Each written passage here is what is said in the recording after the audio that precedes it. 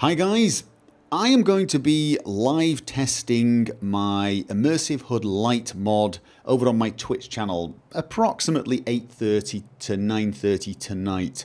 I can't promise exact times because I've got to get my kids to bed first. I have tested this mod on PC a fair amount, but I need to test it in a real play situation, and my Xbox playthrough seems to be a great candidate for that, so I'm going to be carrying on with Barry the Beast, and we will see if the mod behaves better this time.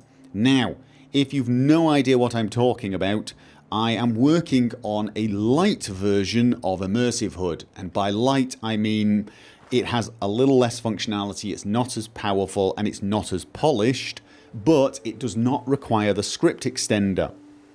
At the moment the script extender doesn't have any Papyrus script support, and I cannot make Immersive HUD.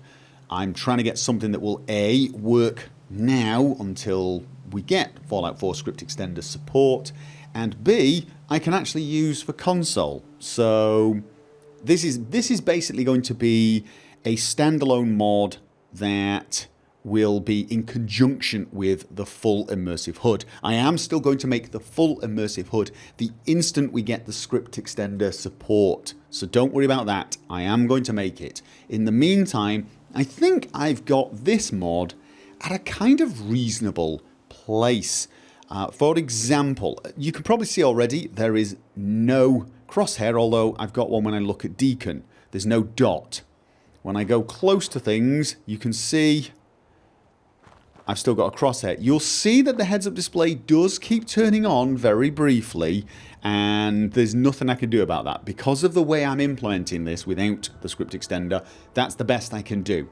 But it's not the end of the world. You do briefly see flashes of the heads-up display. I've also set it so that if you sneak, you get the compass. Just the compass. Nothing else. And now, when you stop sneaking, it disappears after about 2 seconds, so it's not an instantaneous drop. Crosshair appears when you pull your weapon out, and if you aim, you get the full heads-up display. Generally speaking, when you're aiming, I think you want the compass, you possibly want to check other things. It's not perfect, but there you go. The heads-up display will remain for approximately 10 seconds. That's because I want it to last long enough so that messages that come up, experience point messages, that type of thing, have time to run through, because they have to run through their animation. If you sprint, it shows the compass and the action points, and of course if you stop, that will disappear. If you're going to combat, it will show the entire heads-up display, and I've actually set it so that if your health drops below, let's actually show that. Let's show that. Oh yeah. Oh, spoilers. Pretend you didn't see that. Pretend you did not see that. You didn't see that. If you take enough damage, woo, oh god, that was a lot of damage. And when your health is below 90%. The heads-up display will constantly show. So I now need to actually...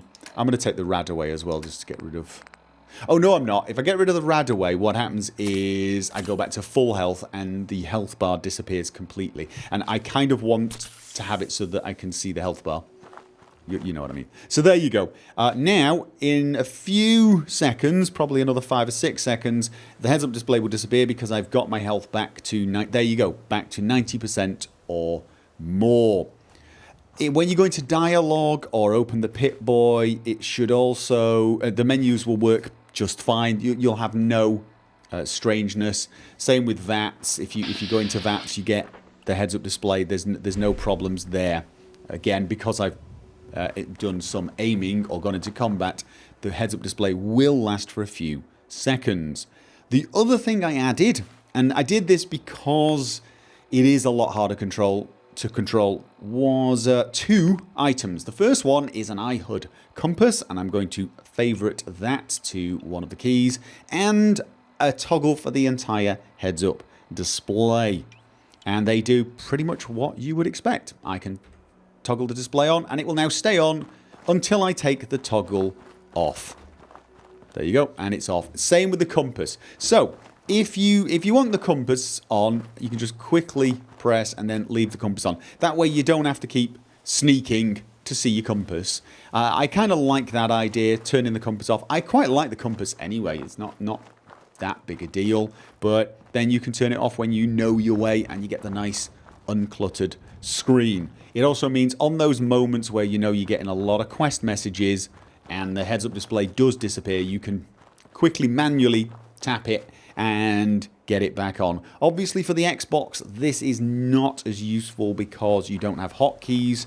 You're going to have to use that through the favorites menu, which is less than optimal. However, best I can do without a script extender, which you're never going to get on a console anyway. Still, there you go. We have got Immersive HUD Lite. I do need to test it quite a lot because I'm sure there are some scenarios where we're going to find it's really irritating. That's what happened last time. We did a test with the initial version and within about 10 minutes it was annoying me silly. So there you go. So if you want to see me continue on with the Barry playthrough or test the mod out in a real playthrough situation, join me tonight on Twitch and I will see you there.